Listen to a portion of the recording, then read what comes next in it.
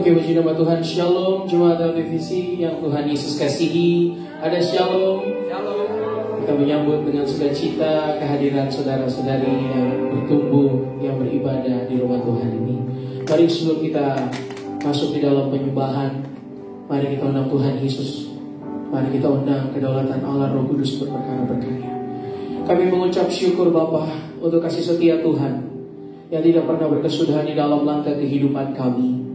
Kami mohon Tuhan Yesus, layakkan dan pantaskan kami ketika kami menyembah-Mu di dalam roh dan kebenaran.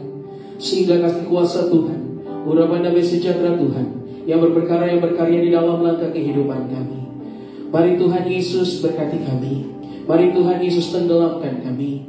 Mari Tuhan Yesus sembunyikan kami di belakang salib suci-Mu. Sehingga pujian penyembahan yang kami naikkan tidak ada yang namanya kesombongan, tidak ada yang namanya iri dengki, tapi benar-benar tertuju, terfokus hanya untuk memuliakan nama Tuhan. Ini kami Tuhan, bentuk kami Tuhan, ubah kami Tuhan, sempurnakan kami Tuhan. Pilih kedalaman hati kami. Terima kasih Yesus, terima kasih ya Roh Kudus.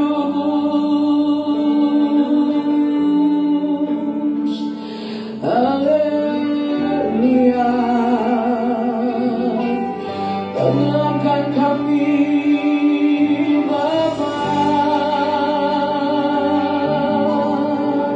urapi kami Tuhan, berkati kami butuh lawatan-Mu nyata, kuasa-Mu sempurna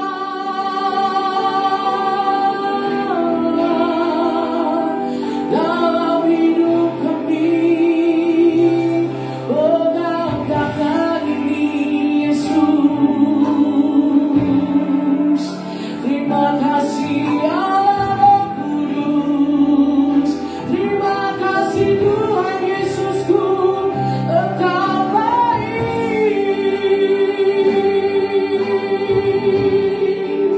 Ya Rabbana,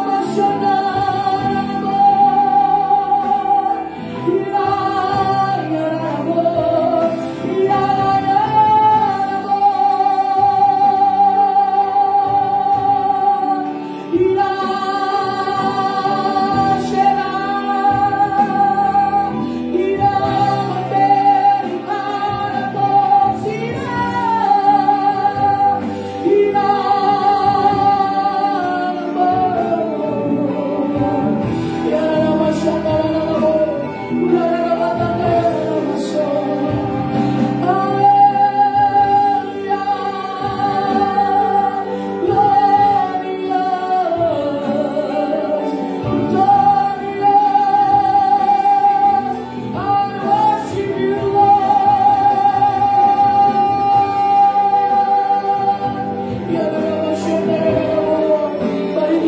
kami Tuhan Yesus, pegang tangan kami, sebab kami yakin janji-Mu terjadi dalam langkah kehidupan kami. Urapi kami Tuhan, berbaharui kami Bapa, sembunyikan kami di belakang salib suci-Mu. Terjadi kuasa Allah Kudus nyata di tempat ini. Kami buka ruangan ini seluas-luas lebar-lebarnya. Terjadi di dalam nama Bapa, Putra dan Roh Kudus, di dalam nama Tuhan Yesus Kristus. Biar kuasa Allah itu juga terjadi. Allah Bapa, Allah Roh, di dalam nama Tuhan Yesus. Haleluya. Ya Rabbana,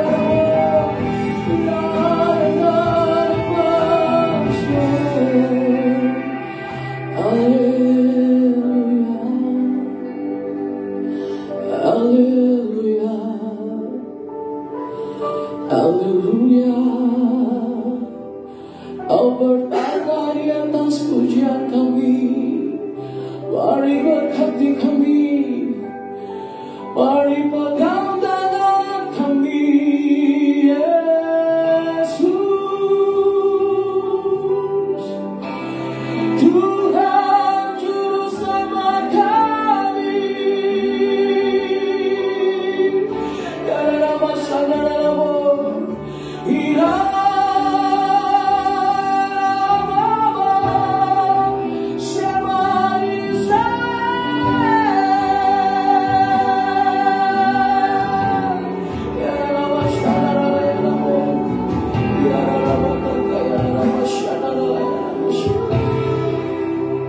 katakan, pujian dan syukurku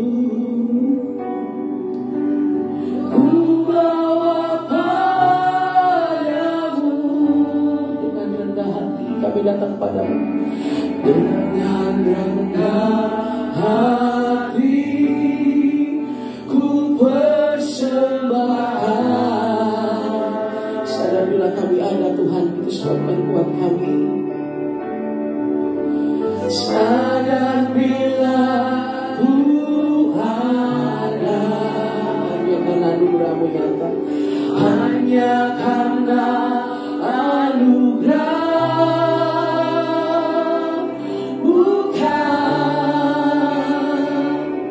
karena kekuatanku. Dengan kesubuhan hatimu, naikkan ungkapan syukurmu di sore hari yang indah ini. Pujian dan syukurku ku bawa padamu Yesus, ku bawa padamu. Dengan rendah hati ku persembahkan. Terima kasih Tuhan Yesus, kami sadar semua anugerah-Mu. Sadar bila ku ada, hanya karena anugerah,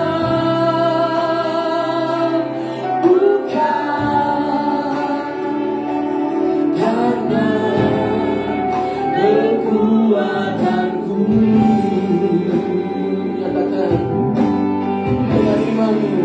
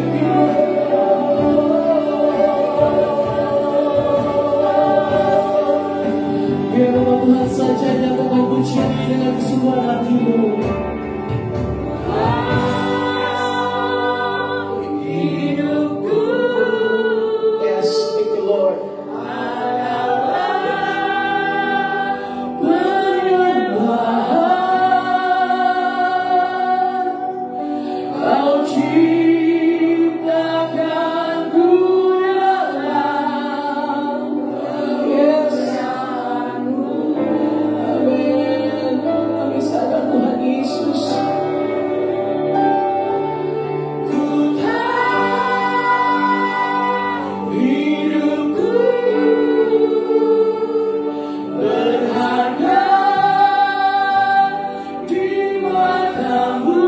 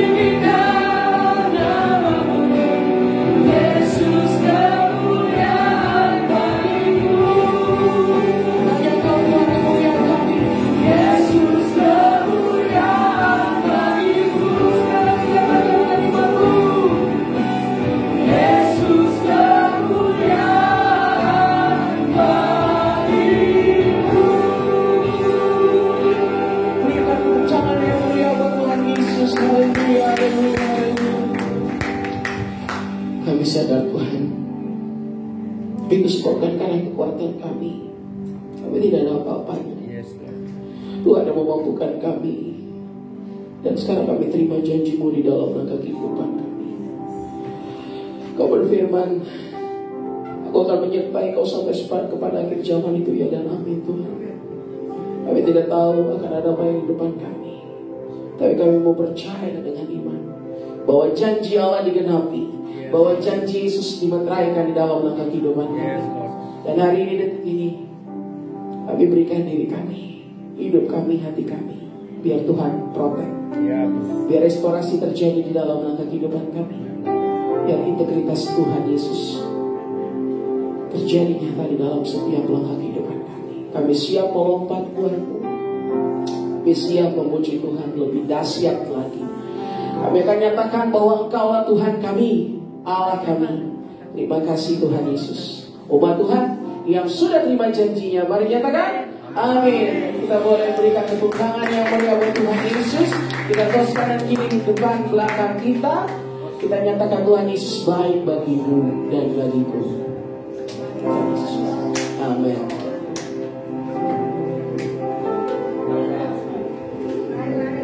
Tuhan memberiku kegirangan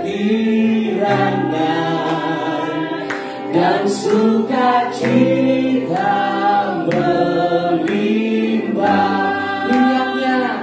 Minyak yang baru dicurahkan. Haleluya, ku bersorak. Haleluya. Kita tepuk di atas kepala kita. Kita katakan Tuhan aja yang mengurapi kita. Terima janji Allah bagi kaum Yehuda, umat yang berdoa, memuji dan menyembah. Dengan iman mengatakan, inilah saat yang dinanti, firman Allah telah digenapi. Kulihat benua yang terjadi, yang melanda seluruh dunia. Ku terima janji Allah bagi kaum Yehuda, umat yang berdoa, memuji dan menyembah. Ini detik saatnya, inilah saat yang dinanti, firman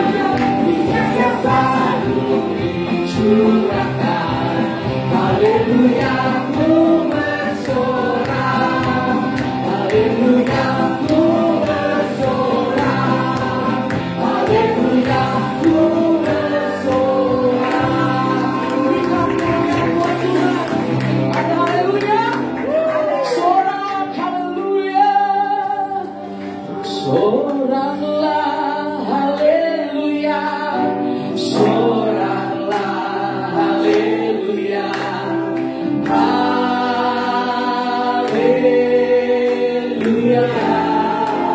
Katakan dengan imanmu. Soraklah haleluya, soraklah haleluya,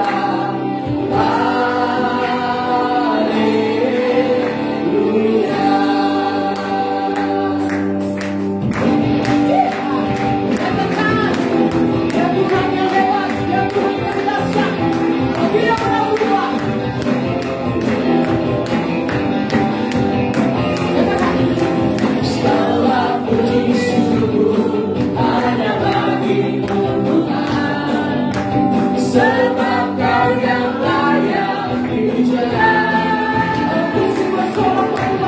Kami mau bersorak, tinggikan nama-Mu. Semua yang angkat tangan.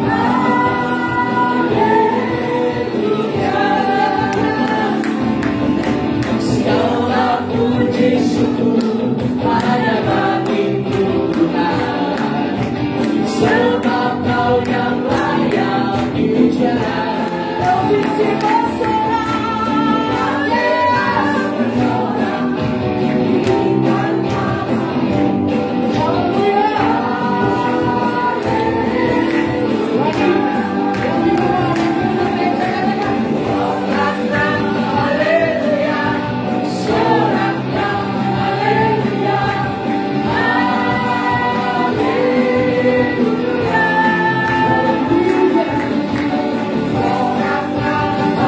Haleluya, soraklah haleluya,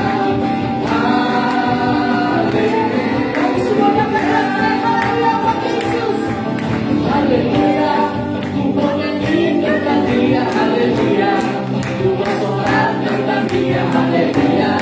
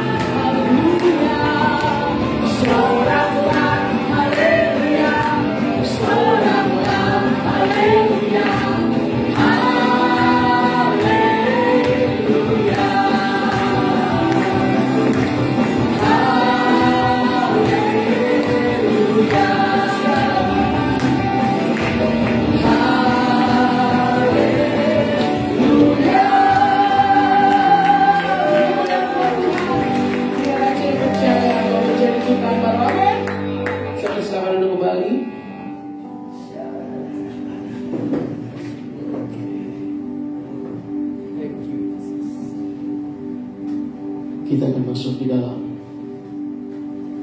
firman Tuhan. Mari siapkan hati dan pikiranmu, biar pikiranmu, hatimu fokus hanya untuk mendengarkan suara Tuhan, pesan Tuhan. Dan biarlah Tuhan berperkara, berkarya melalui hamba-Nya yang akan menyampaikan kebenaran firman Tuhan. Terima kasih Bapa, buat karya salib-Mu nyata. Terima kasih Engkau bertindak dalam hidup kami. Haleluya. Hanya Kau Tuhan di hidupku.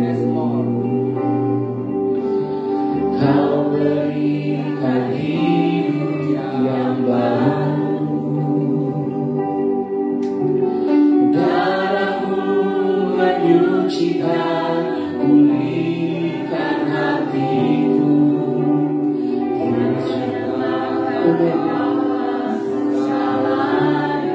Dengan suara hati nyatakan, Engkaulah sumber harapan. Kuasamu tidak terbatas Tuhan. Kuasamu menyembuhkan. Jiwaku berserah hanya kepadamu, Yesus, Kaulah segalanya. Katakan dengan imanmu, karena salibmu ku hidup, karena salibmu ku menang. Engkau yang berkuasa, sanggup untuk melakukan mujizat salibmu.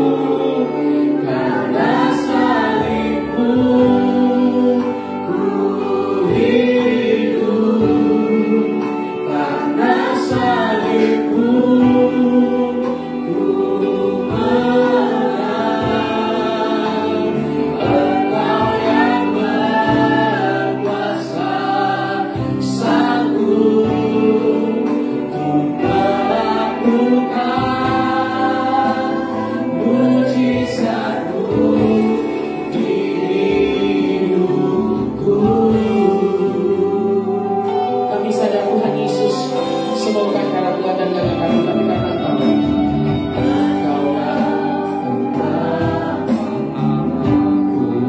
Kau berikan hidup kami yang baru. Kau berikan hidup yang baru.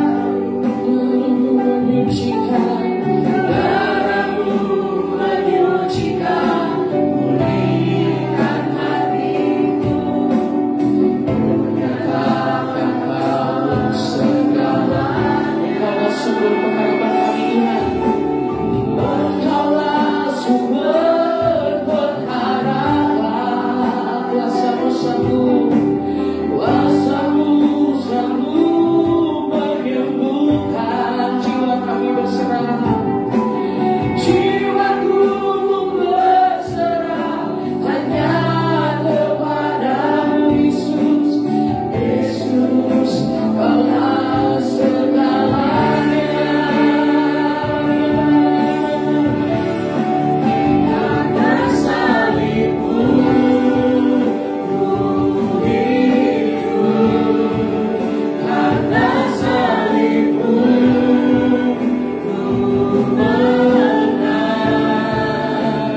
Engkau yang berkuasa, sanggup untuk melakukan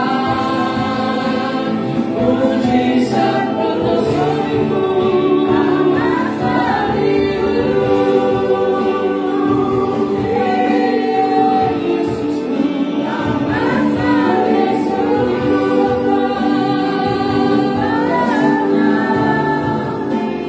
Engkau yang berkuasa, sanggup untuk melakukan mujizat-Mu di hidupku. Umat Tuhan dan Yesus saja nyatakan, karena salibmu ku yes. Ibu pengakuan Bapa, sebelum kami tabur, karena salib Kristus kami ada, karena salib Kristus kami dijadikan ciptaan baru. Engkau yang berkuasa, sanggup menyembuhkan mujizat-Mu. Karena salibmu ku hidup, karena salibmu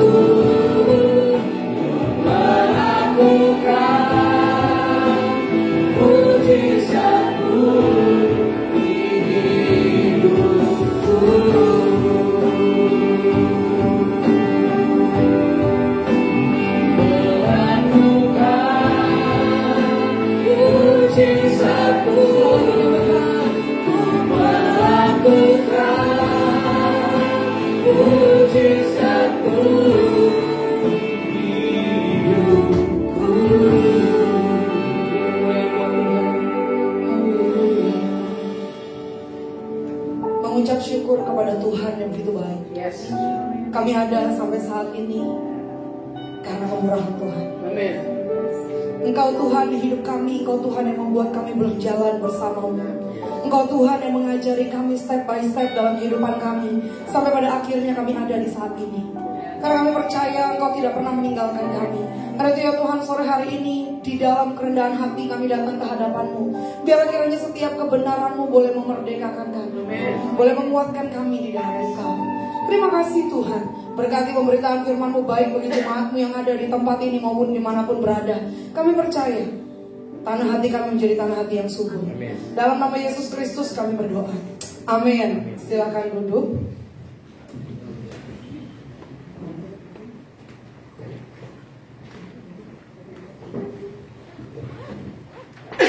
Baik, shalom.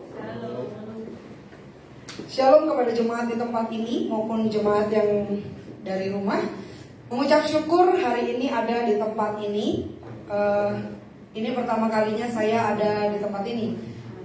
Katanya kalau nggak kenal itu nggak sayang, ya. Jadi izinkan saya untuk melayani orang-orang luar biasa yang dipilih Tuhan untuk mendengar kebenaran ini. Izinkan saya untuk memberitakan apa yang Tuhan taruh di hati saya untuk hari ini. Sebelum itu katanya kalau perkenalan mesti kenalan dulu nama, ya kan? Nama saya Widya. Bapak Ibu Saudara di tempat ini boleh panggil saya Widya. Kalau mau agak muda dikit ya bolehlah panggil saya Kak Widya gitu ya. Kalau panggil saya Ibu kayaknya saya tua sendiri nanti gitu ya kan. Lalu berikutnya saya tinggal di BSD. Bapak Ibu, saya tinggal di BSD. Dan saat ini saya melayani Tuhan saja. Dalam kemurahan Tuhan, saya punya satu suami, alhamdulillah laku, ya kan? Saya punya satu anak yang lahir dari rahim saya dan 50 anak berkat. Mengucap syukur buat kebaikan Tuhan, saya membagikan sedikit biografi karena sesuai dengan tema yang saya mau berikan sore ini. Tema yang saya mau bawa sore hari ini adalah hidup yang mengandalkan Tuhan. Bersama saya bilang 1, 2, 3. Hidup yang mengandalkan Tuhan. Hidup yang mengandalkan Tuhan. Sekarang colek sebelah kanannya. Sudah belum? Sudah belum. Kanan. Ya kan, kanan.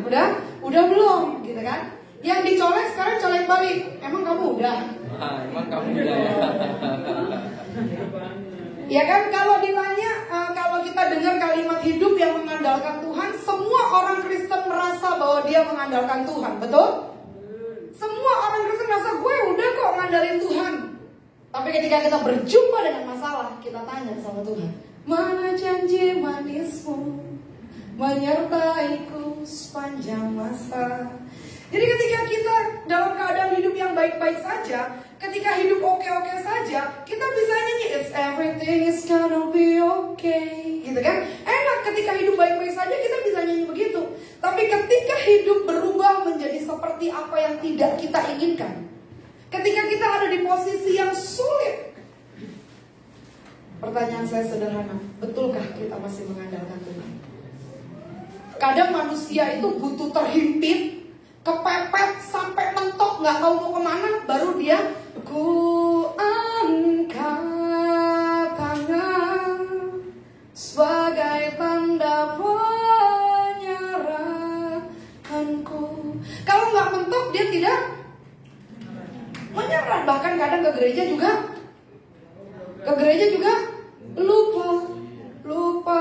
lupa kalau ini hari Minggu, ya kan? Lupa kalau harus menghadap Tuhan, gitu kan? Hari ini kita mau belajar bersama, kita buka satu ayat yang cukup terkenal tentang tema ini, Yeremia 17 ayat yang ke-7.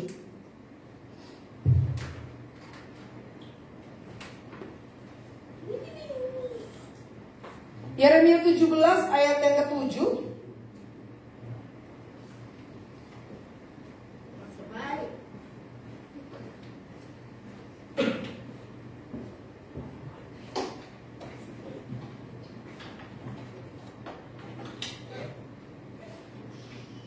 Yang sudah dapat bilang kalau belum saya tungguin, saya mah baik kok.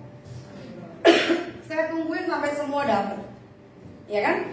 Saya rindu ketika Bapak Ibu sudah jauh melangkah datang ke rumah Tuhan. Ketika kita pulang ada sesuatu yang kita bawa pulang. Ya, kita buka bersama Yeremia 17 ayat yang ke-7. Demikian firman Tuhan.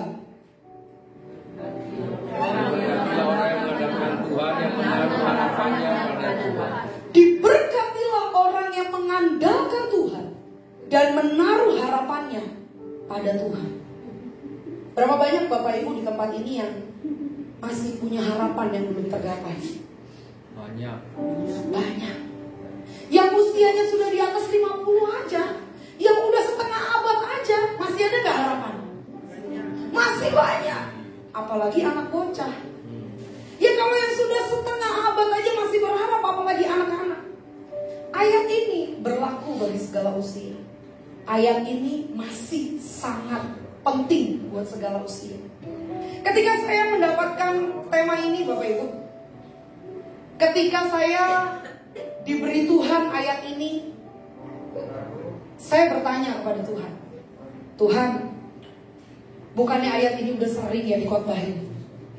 Bukannya ayat ini tuh ayat yang kayaknya semua orang Kristen hafal deh. Terkutuklah orang yang mengandalkan manusia, diberkatilah orang yang mengandalkan Tuhan. Kenapa Tuhan kasih ayat ini lagi? Sederhananya Tuhan cuma bilang, udah dikhotbahin ulang-ulang aja.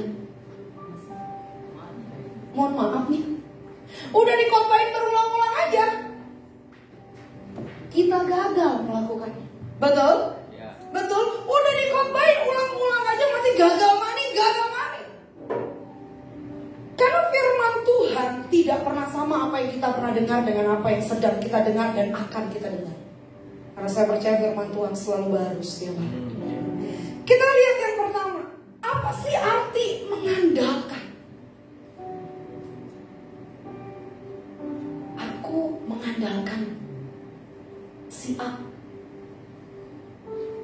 Bahasa kerennya kita punya ordal. Ya, kalau kita mau kerja, kita masukin lamaran, kalau kita ada ordal di sana, apa ordal? Ordal, kalau kita ada ordal, kayaknya tuh lebih dari 50% bisa. Betul ya? Makanya lihat, kalau orang misalnya bapaknya jabatannya A, akan ada anaknya jabatannya juga A, karena bapaknya lebih sono. Ya kan? Artinya apa?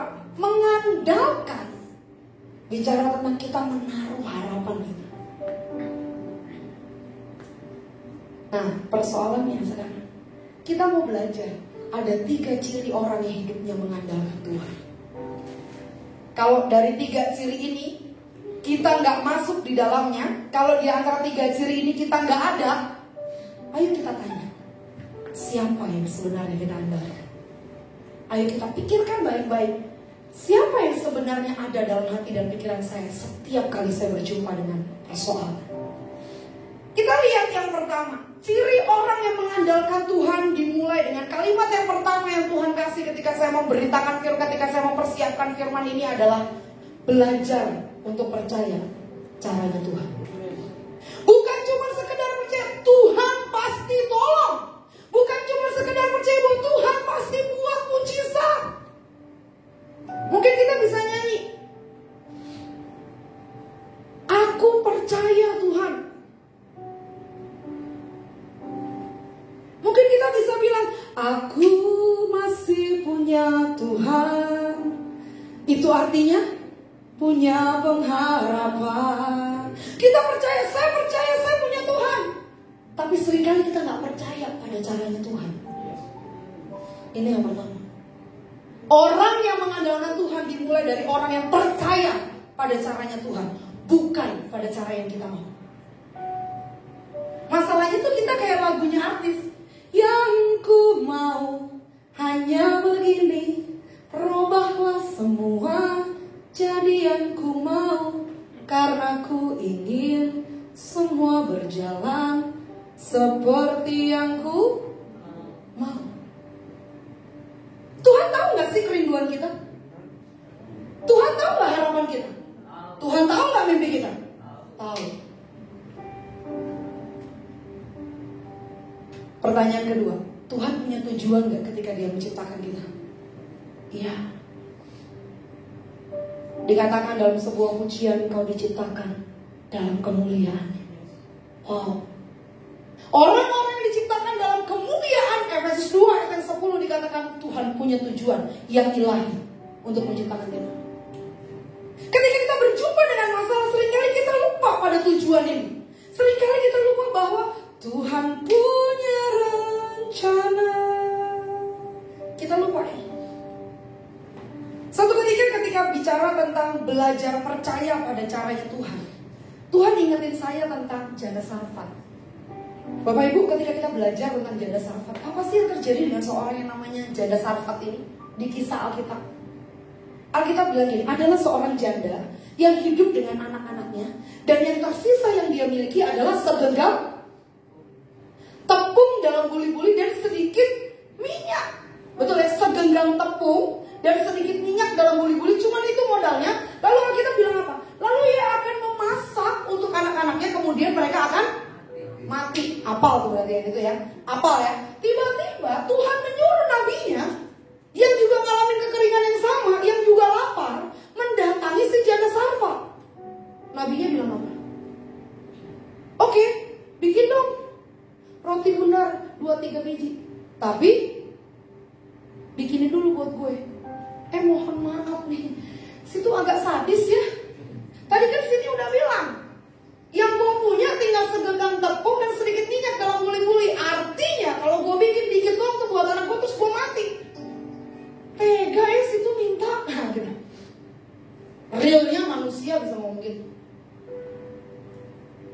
Tapi Alkitab mencatat, janda itu percaya pada caranya Tuhan. Dia membuat segenggam tepung itu, dia olah dan dia berikan pada nabi Tuhan. Kedatangan Elia kepada janda Sarfat bukan rancangan berkat bagi Elia, bukan rancangan berkat bagi nabinya, tapi sesungguhnya Tuhan sedang merancangkan berkat bagi si janda Sarfat. Tapi caranya kadang gak masuk akal. Oke, kalau dia punya tepung 11 kom gitu ya, masih masuk akal, lu minta dikit. Ini tinggal dikit, tinggal habis itu dia mati. Udah diceritain pula lagi sama nabinya Tuhan. Tapi jawaban nabinya apa? Oke, kasih dulu buat gue. Ini yang pertama, hidup yang mengandalkan Tuhan, belajar percaya pada caranya Tuhan. Saya ngalamin ini beberapa waktu yang lalu, Bapak Ibu. Saya bawa anak angkat saya, yang anak-anak cowok, mereka ada kos tidak jauh dari rumah. Dan satu ketika dia datang, dia bilang gini, Mami, gue butuh beras. Ya udah, ambil kan. Waktu pandemi, Bapak Ibu, Tuhan suruh kami buka Lumbung Yusuf, membagikan beras kepada mereka yang butuh. Stoknya taruh di rumah yang 5 kilo. Lalu dia pergi, sudah balik lagi. Mami, berasnya tinggal 1. Nanti adik-adik gimana? Saya bilang, nah, kalau Lumbung Yusuf itu habis, Mami akan perkarakan pada Dedi. Saya panggil Yesus dengan panggilan Dedi. Saya lahir dari keluarga yang tidak Kristen, Bapak Ibu. Saya dipungut Tuhan sejak usia saya 5 tahun, 6 tahun, transisi dari saya dulu ngaji sampai saya memuji. Dan saya putuskan, sekalipun saya anak pungut dari seorang Yesus Kristus, saya gak mau kalah sama anak kandung. Apa arti anak kandung? Yang bisa nyanyi, nenek moyangku agamanya Kristen, tapi kalau datang gereja cuma ngangetin bangku gereja, nyanyi sesukanya, tepuk tangan seadanya, persembahan seikhlasnya. Iya kan? Kalau pelayanan, selesai pelayanan gospel. Tahu gospel?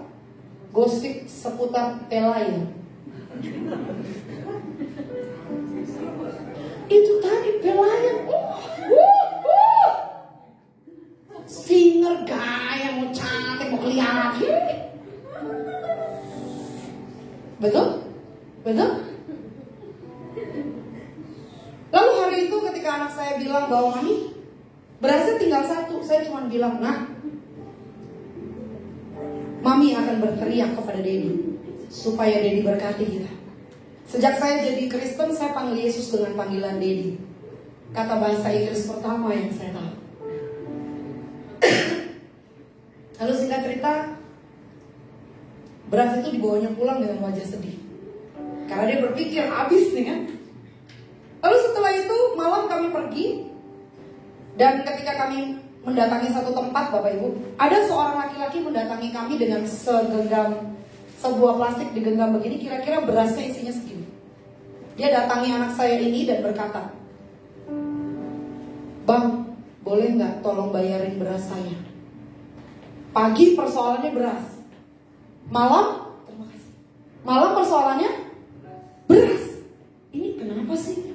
Ditambah lagi ada isu yang beredar bahwa beras murah tidak ada, jadi harga beras mulai melambung naik. Lalu anak saya mendatangi saya bilang, "Mami, ada orang suruh boy bayarin beras ini." Mana orangnya? Itu di sana. Bapak Ibu, saya menangkap apa yang Janda Sarfat lakukan. Saya lari mendatangi orang itu. "Ada apa bang? Maafkan, itu anak saya. Ada yang bisa saya bantu?" "Bu, saya rumahnya di Cimanggis, Depok." Itu saya di Ciater Bapak Ibu. BSD kan ujung ke ujung gitu kan. "Terus apa yang bisa saya bantu Pak?" "Saya ada beras ini Bu sedikit. Ibu boleh nggak tolong kasih saya uang berapa aja untuk saya bisa pulang ketemu sama anak istri saya. Tadi saya kesini ke rumah saudara minta tolong Bu, tapi saudara saya membawakan saya beras ini." Ya gila, bawainnya berasnya juga kayak sedih banget. Seplastik yang paling kecil itu isinya cuma seperempat kayaknya. Terlalu sedikit, mungkin kalau digenggam itu hanya 2 genggam. Lalu saya bilang, "Oh baik Pak, sebentar."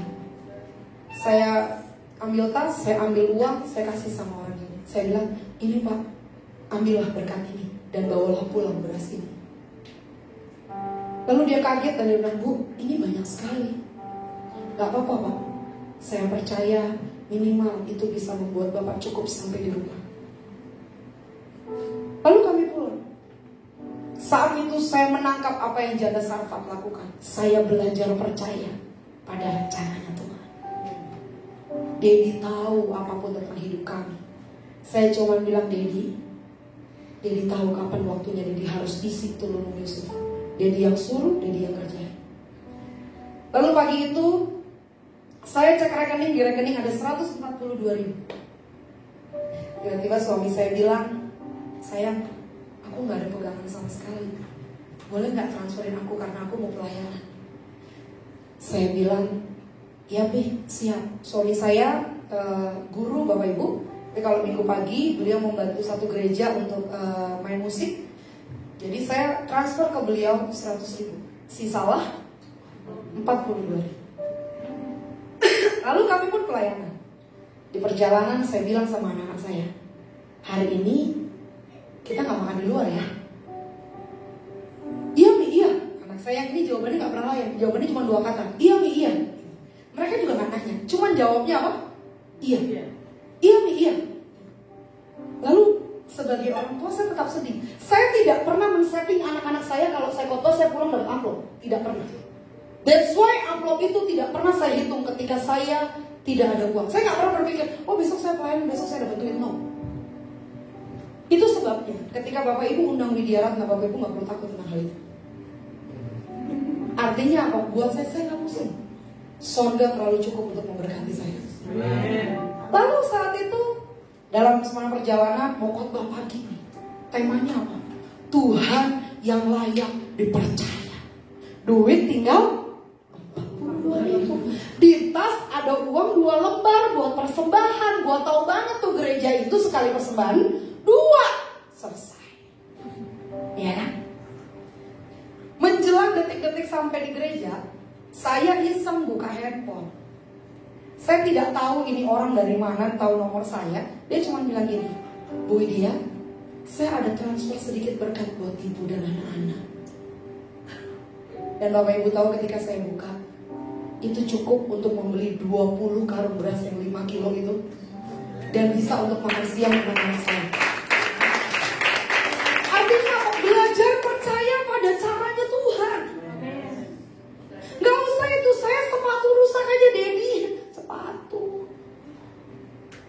Saya sampai hari ini masih bisa ke Senen cari jas bekas Bapak Ibu. 50.000 harga jas bekas saya cuci, tidak mengurangi urapan yang menyertai pekerjaan. Jadi kalau mau berharap mesti cari yang jas 5 juta, mohon maaf batal pakai. sayang gak sih? Itu kalau saya, karena memang belum waktunya saya tahu diri. Ini yang pertama, belajar percaya pada caranya Tuhan. Lalu yang kedua, ciri orang yang mengandalkan Tuhan selain belajar percaya pada caranya Tuhan. Yang kedua, ini yang susah, catat baik-baik. Nikmati proses tanpa protes. Nikmati apa? Proses tanpa protes. Tadi saya bilang Bapak Ibu, di perkenalan saya punya anak kandung berapa? Anak kandung saya berapa? 1. Wah, di antara sekian banyak ini yang mendengar luar biasa ya. Saya punya anak kandung 1. Ketika saya menikah, saya dikatakan akan sangat sulit punya anak karena rahim saya itu terbalik, Bapak Ibu. Lalu saya berdoa, Tuhan, saya berdoa 3 tahun setelah menikah saya punya anak. Karena mertua saya sakit, kami konsentrasi untuk mengurus mama mertua. Dan saya berdoa karena suami saya dari kerapatan Minahasa, saya minta anak laki-laki. Dan Rafael lahir tepat ulang tahun pernikahan kami yang ketiga. Dari namanya Rafael, orang tahu gendernya. Dia laki-laki. Dalam kedaulatan Tuhan, di tanggal 22/02/2022, jam 22, Tuhan bawa pulang Rafael dalam kedaulatan. 2 jam sebelum Tuhan bawa pulang Rafael, suara itu jelas. Do you really love me? Saya bilang, ya Daddy, I love you more than anything. Lalu Daddy cuma tanya, lebih dari Rafael kah? Ya, lebih dari Rafael. Rafael is yours. Dengan catatan Rafael tidak sakit, Bapak Ibu. Rafael umur 11 tahun 7 bulan 9 hari, sehat, tinggi badan 158, berat badan 62, sehat. Bapak Ibu boleh lihat di media sosial saya, Widya Ratna. Tapi suara itu datang dan begitu jelas, aku mau bawa Rafael pulang. Orang di mana-mana tanggal cantik tuh nikah, ya. Sesar itu rancangan manusia, tapi mohon maaf, anak saya dirancang Dedi pulang pada tanggal yang cantik. 22/02/2022 jam 22. Indah bagi dunia, kesesakan bagi saya. Tapi saya mau belajar. Aku menghargaimu Tuhan. Ketika Tuhan bilang saya mau bawa pulang Rafael, saya pegang dada saya kuat-kuat.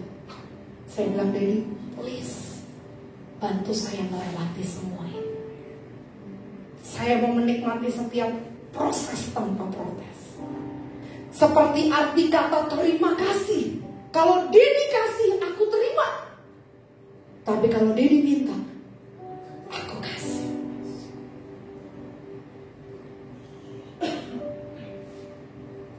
Saat itu saya belajar menikmati proses tanpa protes. Ketika Rafael harus ditutup peti, saya berdua dengan suami saling berpegangan tangan.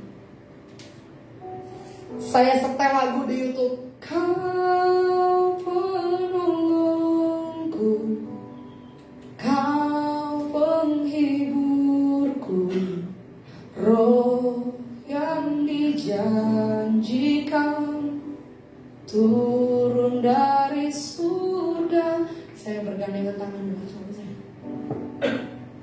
Saya cuma minta satu, jangan sampai saya protes Tuhan. Saya ingat banget ketika Rafael pulang, waktu Rafael pulang, saya angkat satu pujian yang diciptakan oleh adik rohani saya. El ingin pulang ke rumah yang Daddy janjikan, di mana tak ada kesedihan, yang ada hanya kedamaian. El sudah melihat senyum Daddy, memandang wajah El dengan rindu, dan dengar Daddy bilang bangga pada El selamanya. El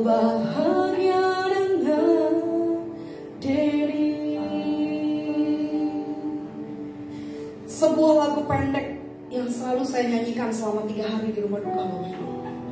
Saat akan masuk rumah duka, uang yang tersisa dalam rekening saya tidak lebih dari 1 juta rupiah. Saya telepon teman saya, tolong bantu saya untuk bisa sewa rumah duka yang terbaik. Lalu teman saya bilang, oke, kamu mau di mana? Saya bilang, saya mau di rumah duka Jelambar karena anak saya tidak COVID, Bapak Ibu. Di rumah duka Jelambar, di hari pertama harus membayar. Saya bilang sama teman saya, tolong bantu saya. Nanti setelah semua proses ini selesai, saya akan bayar. Sekalipun saya mau jual apa yang saya punya, saya akan bayar. Tapi tolong saya. Lalu saat itu teman saya turun ke kantornya dan membayar. Lalu jawaban dari orang rumah duka, maaf Bu, tagihan atas nama pendeta Widya sudah lunas. Harganya tidak 50 juta Bapak. Lebih dari 50 juta. Dan teman saya menyampaikan kepada saya, Mami, anakmu sudah ditanggung Dedi luar biasa. Lalu saya menghampiri petinya dan saya berkata, Mami menikmati setiap proses Dedi. Selamat jalan ya anakku. Till we meet again in heaven. Sampai kita ketemu di surga, pahlawan iman ya Mami. The one and only Bapak Ibu. Hanya saya cuma satu.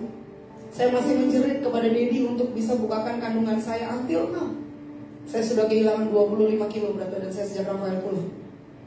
Tapi satu hal yang saya mau bilang, saya punya Tuhan yang tidak pernah mengecewakan.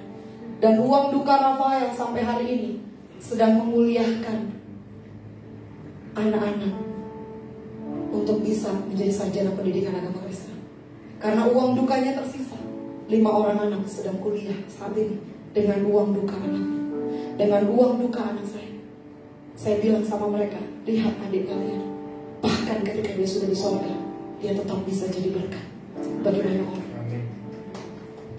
Nikmati setiap proses Tuhan tanpa protes. Saya tidak mensyukuri uang yang orang kasih buat bayar rumah duka. Sampai ada orang bilang, masa sih orang anak lu mati lu syukurin? No! Tapi saya belajar melihat bahwa Tuhan tidak pernah meninggalkan bahkan di tengah badai yang terhebat. Saya belajar menyaksikan bahwa Dia tetap Tuhan yang berjanji menemani kita. Dia gak pernah janji langit selalu biru, tapi Dia janji Dia menyertai. Nikmati proses hidupmu tanpa protes. Sampai hari ini kalau lihat anak-anak laki-laki remaja, ada rasa yang yes. Jadi titip salam ya buat Rafael. Setiap kali lihat anak-anak yang mirip dengan Rafael, saya hanya menutup mata dan bilang, Dedi, tolong pegang hatiku. Karena sejak dokter bilang Rafael pulang, saya hanya tutup mata dan menyanyi, aku berserah. Sampai akhirnya dokter jalan pelan dan bilang, Bu, Rafael sudah pulang. Saya tidak ada menangis, tidak ada menjerit yang teriak-teriak. Menangis pasti, tapi bukan menangis seperti orang yang tidak percaya akan Tuhan. Saya cuma bilang, Mami tidak pernah menyesali hari ini. Tapi Mami mensyukuri ada 11 tahun, 7 bulan, 9 hari kebersamaan kita. Nikmati proses Tuhan tanpa protes. Orang yang mengandalkan Tuhan, dia tahu bagaimana mesti menikmati hidupnya dalam posisi yang paling sulit. Percayalah, saya mengatakan kepada diri saya, sehebat apapun saya menangis, Rafael tidak akan kembali. Yang terjadi adalah saya yang akan pergi dan menjumpai dia. Di rumah duka Bapak Ibu, ada 2 pendeta menghampiri saya. Ayo, ngapain Pak? Ayo, kamu gak pengen anak kamu bangkit? Gimana? Kamu gak pengen anak kamu bangkit? Kan kamu pendeta. Mari kita demonstrasikan kuasa Allah di rumah duka ini, supaya mereka tahu Yesus itu Tuhan. Gimana Pak? Apa yang mau kita lakukan? Saya mau bangkitin Rafael, biar kamu tahu. Saya bilang tidak Pak. Kamu gak mau anakmu bangkit? Bukan. Berapa banyak orang Kristen bikin malu Tuhan di rumah duka Jelambar? Berapa banyak peristiwa kita, banyak sekali orang berusaha membangkitkan orang yang sudah mati dan akhirnya Tuhan gak mau. Tuhan bukan gak bisa membangkitkan orang mati, kuasanya tetap sama. Tapi tolong ingat, doa tidak pernah mengubahkan Tuhan. Doa selalu mengubahkan orang yang berdoa. Kita nggak bisa paksa Tuhan dalam doa kita, nggak bisa. Tuhan berdaulat pada keputusan. Lalu dia tanya, kenapa kamu nggak mau? Saya bilang, Pak, ku hargai Tuhan di dalam kehidupanku. Saya belajar menghargai Tuhan dalam kehidupan saya. Karena dalam kisah Alkitab, ketika seorang hambanya diberi perpanjangan usia, apakah baik akhir hidupnya? Apakah baik akhir hidupnya? Tidak. Keputusan Tuhan tetap yang terbaik. Yang terakhir, kalau udah terakhir kita sudah semangat ya. Jemaat yang di rumah udah siap mau makan Indomie, ya kan, enak ya kan. Yang di tempat ini kita juga udah siap mau menikmati berkat Tuhan. Di luar sana secara Kelapa Gading kota nyala 24 jam ya kan. Jadi silakan siapkan kantong Anda sebelum keluarkan buat makan, persiapkan berkat Tuhan ya kan. Jarang banget orang kalau mau makan, dia datang ke tempat makan, dia cek dulu harganya. Jarang. Orang biasanya masuk aja ke resto terus dia makan. Tapi coba kalau tiba-tiba MC bilang, mari kita memberi yang terbaik bagi Tuhan. Semua mata ngecek dompetnya, memastikan jangan sampai salah masukin. Betul apa betul? Betul apa betul? Ada nggak di antara kita yang ketika WL-nya bilang, mari kita memberi yang terbaik bagi Tuhan, terus kita doa dulu, Dedi mau aku kasih berapa buat Dedi? Setelah saya mengubah konsep ini, Bapak Ibu, sekalipun di tas saya nggak ada duit, orang nggak pernah tahu kalau saya nggak punya duit. Kenapa? Badan saya petah. Ya kan? Timbang sepatu rusak, saya teriak sama Dedi, sepatu Dedi.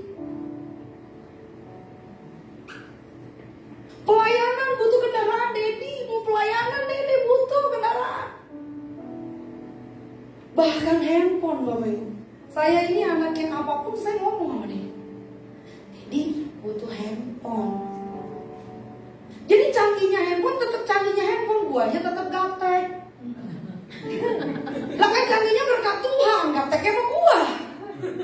Kan Bapak Ibu bisa lihat lah muka saya ya kan. Tadi saya bilang di depan laku aja saya udah alhamdulillah. Tapi yang saya kerjakan bicara tentang hidup yang mengandalkan Tuhan, saya tidak mau menyerah dengan keadaan saya. Itu yang paling penting. Di sini ada yang datang suami istri. Yang datang suami istri, nah coba mana suaminya digandeng? Coba yang mana suaminya ketukar sama suami tetangga, weh. Bahaya. Anak saya ini pengajar anak special need. Jadi anak special need-nya itu kalau ada bahaya dia teriaknya gitu, bahaya.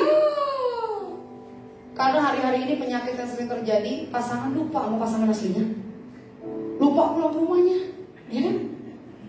Bapak Ibu, coba yang bapak-bapak semua lihat saya. Coba diperjelas dulu matanya lihat saya. Bayangkan bapak-bapak, suami saya dengan saya kami teman komitmen 10 tahun. Kami menikah sudah 16 tahun. At least sudah 26 tahun bersama. Bayangkan betapa suami saya gak butuh iman setiap hari, ya kan? Pulang orang melihat bini cantik lah, ini pulang yang dipulangin beginian. Pulang lihat lu lagi ya. Dia butuh iman untuk bisa menjalani rumah tangga 16 tahun. Itu kenapa ketika kami akan menikah tanggal 7 bulan 7 2007. Saya ketemu dia 97, kami menikah 2007. Saya bilang, Dedi, saya cuma minta satu. Jadilah nakodah dalam bahtera kehidupan rumah tanggaku. Dan di ulang tahun pernikahan ke-16 tahun ini, saya tulis sebuah quote buat suami saya. Terima kasih buat 16 tahun pernikahan yang rasa pacaran. Suami saya bisa mendadak random banget, dia pulang siang-siang, dia cuma bawain mawar buat istrinya. Jangan GR yang perempuan, setangkai. Tolong lah, 10.000 terus, ya kan, tolong. Tapi bukan tentang nilai 10.000 itu, bukan tentang sebiji mawar itu, but the moment. Banyak suami yang udah lupa bagaimana bisa membuat istrinya senang. Terus ada suami bilang, ya Bu, bini saya mah dikasih mawar mah gak happy, dikasih bunga bank baru happy, keplak palanya. Kalau saya nih dikasih mawar sebiji, saya beruntung, bersyukur saya suami saya masih lemari saya, ya Allah. Bapak Ibu, kalau saya membedakan harus 7 lapis. Orang perempuan gitar Spanyol, saya bass betot. Orang mah gitar main ini gitar Spanyol nih namanya. Diangkat kalau coba bass betot gimana mainnya? Ditaruh yang tuk tuk tuk tuk tuk. Tapi sorry, biar model bass betot ini limited edition.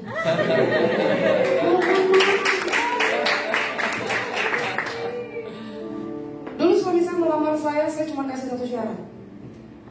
Dia pemain bass. Saya bilang kalau cuma main gitar, gua mantan pengamen jalanan. Gak usah lu, gua bisa main. Kalau lu cinta gua, lu belajar di alam. Dan satu ketika dia bawa saya ke gereja, dia lamar saya dengan nyanyi sebuah lagu. Kaulah satu tulang dari tulangku, yang ku impikan selama hidupku. Dia nyanyi lagu itu sambil main, dan hari ini dia jadi guru piano. Cuman buat yang jelek ini, tolong lah, yang jelek ini ada harganya. Artinya apa? Orang yang mengandalkan Tuhan, dia gak pernah nyerah dengan keadaan. Bapak Ibu, di umur 12 tahun saya dibilang sama orang, lu gak usah ngimpi mau pacaran, muka lu tuh jelek, kulitmu hitam. Jadi tolong, udah jelek, miskin, haram hukumnya, goblok. Tuh, Bapak Ibu, bahasa yang dikasih ke saya. That's why saya menyelesaikan S1 teologi saya 2 tahun dulu. Dan saya memutuskan untuk saya melayani Tuhan.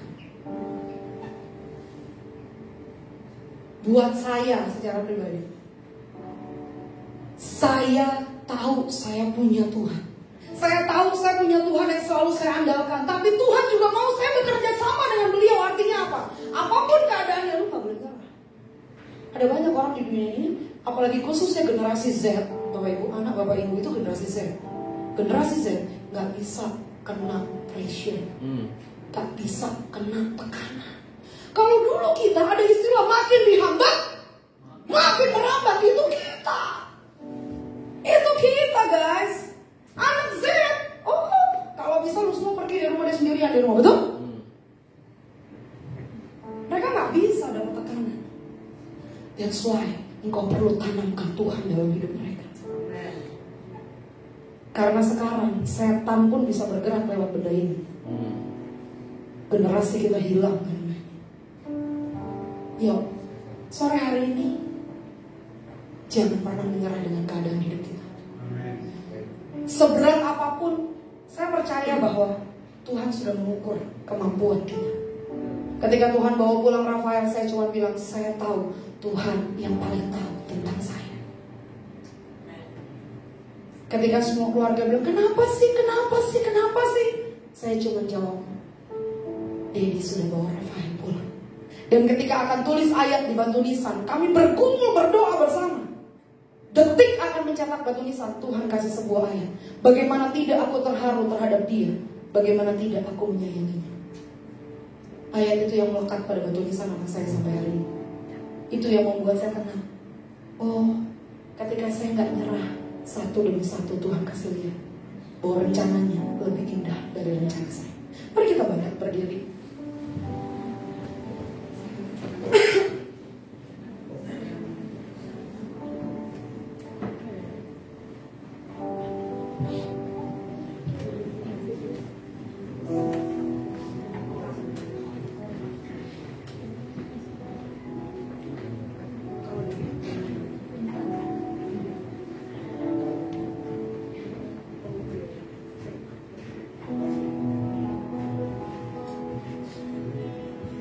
Kita sudah dengar firman Tuhan hari ini.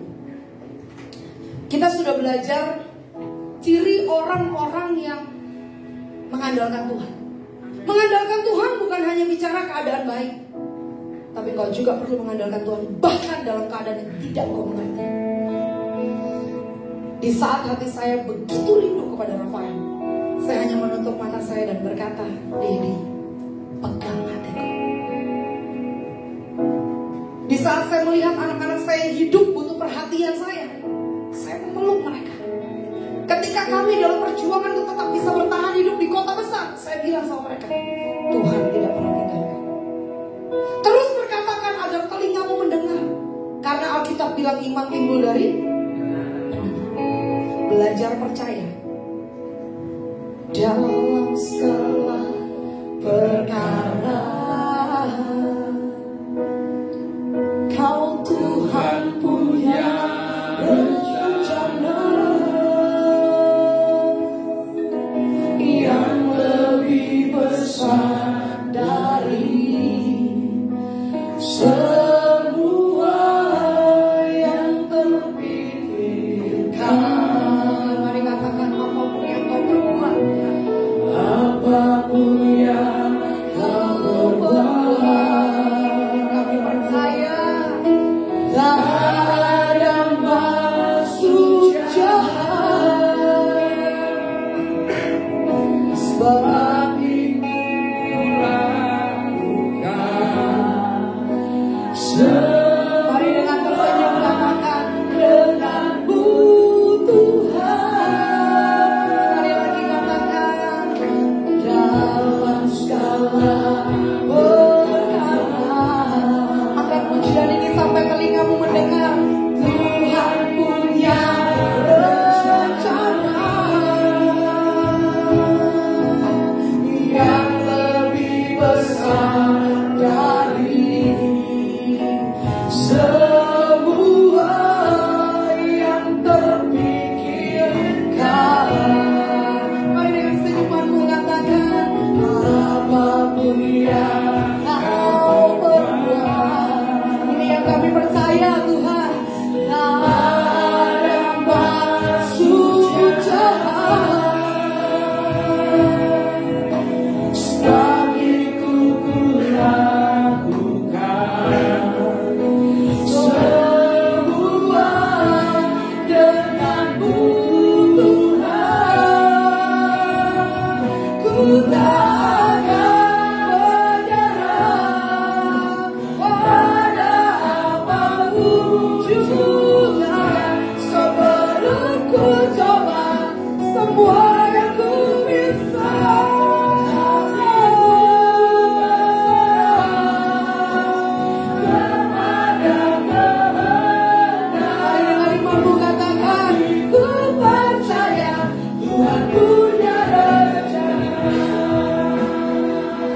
Saya rindu musik kalonkan pujian ini sejenak.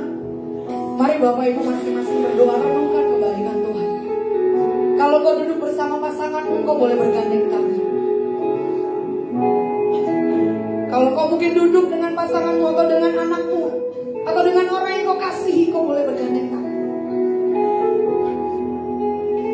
Ketika kau masih bisa memegang mereka, itu artinya waktu Tuhan belum tiba. Itu artinya kau masih bisa bersama-sama. Nikmati kebersamaan itu, nikmati genggaman tangan itu, karena kita gak pernah tahu kapan dia atau kita kembali kepada Tuhan. Orang yang mengandalkan Tuhan, dia percaya pada caranya Tuhan. Dia percaya bahwa kalau orang yang ada di sebelahmu hari ini hidup bersamamu, itu bagian dari cara Tuhan. Kalau Tuhan izinkan masalah ada dalam hidup kita, percaya pada caranya Tuhan. Nikmati proses hidupmu tanpa protes. Sekalipun yang hanya hari-harimu hanya menangis, yang ada isinya hanya tetesan air mata, kau harus tahu satu hal, bahasa yang tidak dimengerti bahkan oleh setan sekalipun, dan hanya dimengerti oleh Bapamu yang di sorga dan dirimu, adalah bahasa tetesan air mata. Ketika kau tidak dapat lagi berkata-kata, ketika hanya ada kesesakan, kau nikmati prosesmu tanpa protes, namun hujan air mata begitu dahsyat. Saat itu dia memelukmu dalam kasihnya yang paling hebat, dan dia berkata, anakku, aku bersamamu. That's why kita menyebut his name is Immanuel, Allah yang tidak pernah meninggalkan umatnya, Allah yang berjanji dan setia menggenapi. Dia Allah yang tidak pernah meninggalkan engkau, dan dia ingin kau melakukan satu hal. Jangan pernah menyerah. Engkau yang tidak mau menyerah, baik di tempat ini maupun di rumah, mari angkat tanganmu tinggi-tinggi. Katakan kepada Tuhan, ku tidak akan menyerah Tuhan. Apapun yang terjadi, sebelum aku coba semua yang ku bisa dalam caranya Tuhan. Ku tak akan menyerah.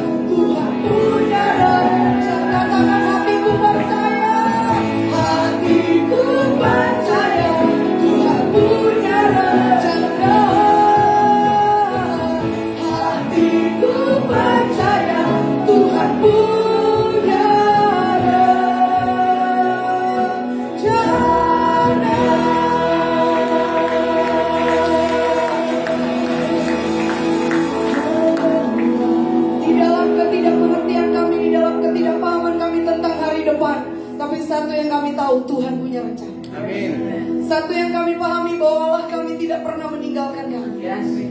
Satu yang kami minta, Tuhan ajar kami belajar percaya pada caramu, bukan maunya kami. Ajar kami menikmati setiap proses hidup kami tanpa protes. Sekalipun kami tidak tahu jalan kami ke depan, tapi satu yang kami tahu, selama Engkau menyertai kami, itu cukup bagi kami. Dan ajar kami untuk tidak menyerah. Masalah boleh datang, persoalan boleh datang, selama tanganmu menggenggam tangan kami kuat, kami akan keluar menjadi pemenang. Itu sore hari ini Tuhan, berkati setiap jemaatmu yang mendengar baik yang di tempat ini, maupun dimanapun berada. Aku berdoa sebagai hamba-Mu, aku menengadahkan tangan di hadapan-Mu. Aku mintakan kekuatan, aku mintakan hati yang berserah, aku mintakan mata yang terus memandang kepada Yesus dan percaya bahwa Tuhan punya rencana. Berkati setiap kami yang mendengar dan jadikan rema. Dalam nama Yesus Kristus kami berdoa. Amin. Silakan duduk Tuhan berdoa.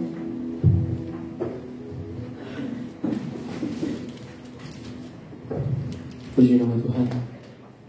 Kita sangat diberkati dan kita masuk di dalam perjamuan kudus. Kita angkat lagu yang dari sekarang.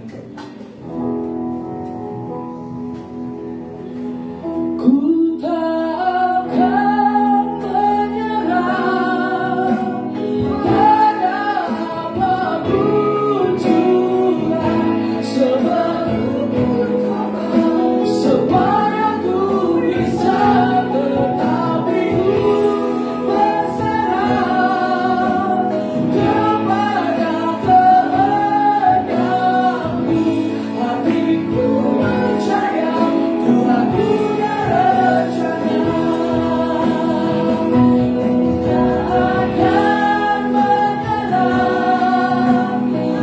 Tak akan menyerah pada apapun juga, sepenuhnya supaya ku bisa tetap hidup berserah kepada kehendak-Mu. Hatiku percaya Tuhan punya rencana. Sahabat NTVC dimanapun Anda berada, kita akan mengadakan perjamuan kudus. Apakah semua sudah dapat ayat di rumah-rumah, sudah menyediakan di rumah-rumah? Ya. Memang mengandalkan Tuhan gampang diucapkan tetapi sulit dilakukan. Karena pada saat-saat tertentu Tuhan akan mengetes apakah kita benar-benar mengandalkan Dia. Dan kadang-kadang diberi tugas yang sulit sehingga kita dibawa kepada satu persimpangan di mana jalan ke kiri misalnya itu bukan mengandalkan Tuhan, ke kanan mengandalkan Tuhan. Kadang kita pilihnya ke kiri bukan ke kanan. Ya itulah fakta hidup ya. Tapi firman Tuhan hari ini menguatkan kita ya. Harus berani ambil keputusan untuk berjalan bersama Tuhan. Tidak gampang, iya jujur tidak gampang. Tapi kita harus mengambil keputusan itu. Karena cepat atau lambat kita tetap harus menyelesaikan masalah hidup. Kemarin beberapa waktu lalu saya bertanya kepada teman-teman saya, ada 2 pertanyaan yang saya mau tanya. Kalau mati mau kemana? Sama kalau Tuhan tanya mau minta apa, lu jawabnya apa? Cuma 2 saya bilang.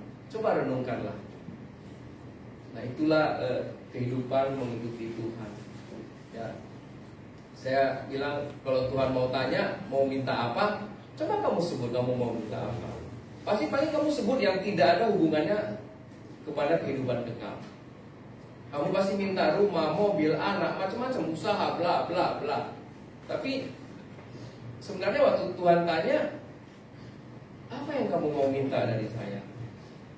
Waktu kita mengenalkan Tuhan, kita minta apa? Alkitab mengajari hal-hal yang sederhana. Waktu Salomo pun jadi raja, dia cuma minta apa? Dia cuma minta hikmat, dia tidak minta duit. Tetapi karena dia minta hikmat, semua ditambahkan. Kita kadang-kadang orientasinya lupa. Yang kita minta yang dunia dulu. Padahal enggak. Karena hikmat itulah Tuhan sendiri di Amsal itu berkata. Setelah kita dapat hikmat, kita butuh pengertian. Dua hal ini tidak bisa dipisahkan. Ya luar biasa.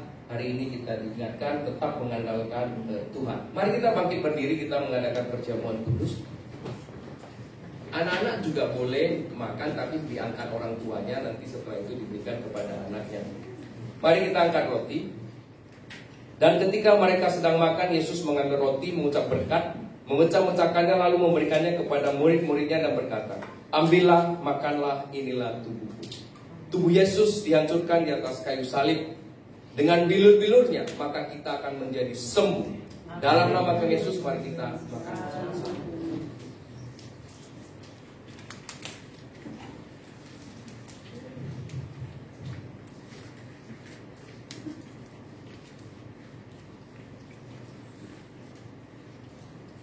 Mari kita angkat cawan bersama-sama.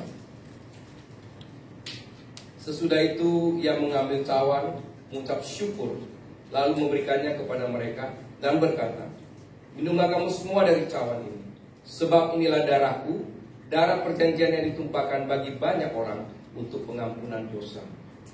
Sahabat TVC, darah Yesus tercurah di atas kayu salib sebagai tebusan bagi kita untuk membayar lunas semua dosa dan kesalahan kita. Oleh darah Yesus kita layak ketemu Bapa di surga. Mari kita minum bersama-sama.